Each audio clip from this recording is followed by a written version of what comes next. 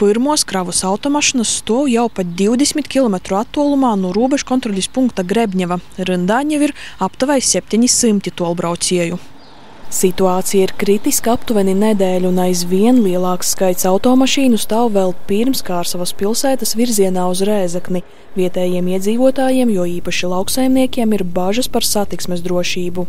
Nevaram izbraukt un nākas citreiz braukt pa apveceļiem, jo ceļmašīnas ir 4 un vairāk metri platas, un tās kravas mašīnas stāv un traucē mums to ceļu.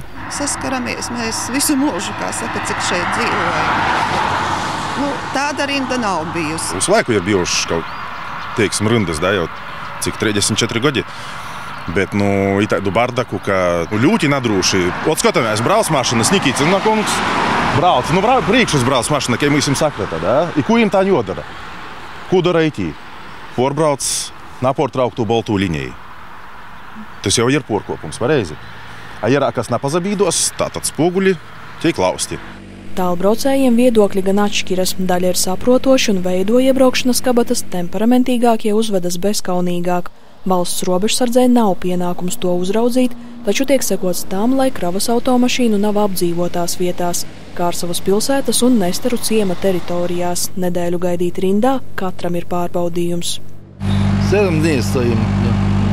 Katastrofa. 7 dienas stāvam. Katastrofa. Nestrādā ne krievi, ne latvieši. Kāpēc? Liekas, ka robežu aiztaisiet ciet ar atslēgu.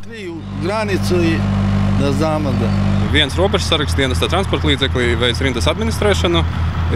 Rindas galā atbilstoši secībai izsniedz visiem kontroles talonus. Viņš informē kravas šoferus, ka ir nepieciešams atstāt kabatas, lai būtu iespēja kur samainīties. Bet visādi šķērsotāji mums daudzām valstīm ir, kas saprot, kas nesaprot. Cenšamies informēt visus, lai tomēr tā drošība tiktu ievērota. Vidēji diennaktī robežu šķērso 100 smagie transporta līdzekļi katrā virzienā. Robežsargu skaits mums ir pietiekošs, jo lielākā problēma, kas ir mums, ir cik kravas automašīnas uzņem Krievijas federācija. Tās automašīnas, kas ir noformētas jau pie mums, stāv noformēšanas laukumā, viņas gaida, kad viņas tiks ielaistas Krievijas federācijā. Strādājam esošo resursu ietvaros, kāda tā kapacitāte ir, bet jūs redzat, ka mēs tomēr spējam noformēt arī vairāk nekā Krievija spēja paņemt. Ja ir vienkāršas krāvas ar, teiksim, viena prece un viena deklarācija, tad noformēšana, protams, ir krietni ātrāka nekā jāatbrauc viena krava, saliktā krava, kur ir 20 deklarācijas un entākie preču kodi, kuri jāpārbauda, tas, protams, ir ilgāks laiks. Lielākoties tālbraucēji ir no Serbijas. Kravas pienāk no ostām visā Eiropā, un Krievija izmantota kā tranzīta valsts. Vairāk nekā 4500 preces iekļautas sankcionēto preču sarakstā, un tas arī paildzina pārbaužu laiku. Vidēji 20 kravas mēnesī, visbiežāk saskatotajās militāru apdraudējumu, netiek laistas tālāk.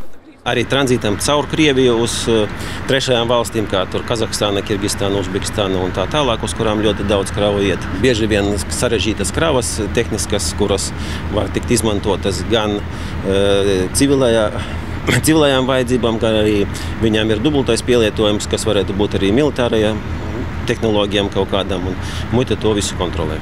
Vietēji iedzīvotāji, tālbraucēji, valsts robežsardzes un muitas pārstāvji ir vienisprātis, ka situāciju varētu uzlabot, pātrinot elektronisko rindas sistēmu ieviešanu, kā arī tuvāk robežai veidojot papildus stāvlaukumus un šoseju ar 3 joslām.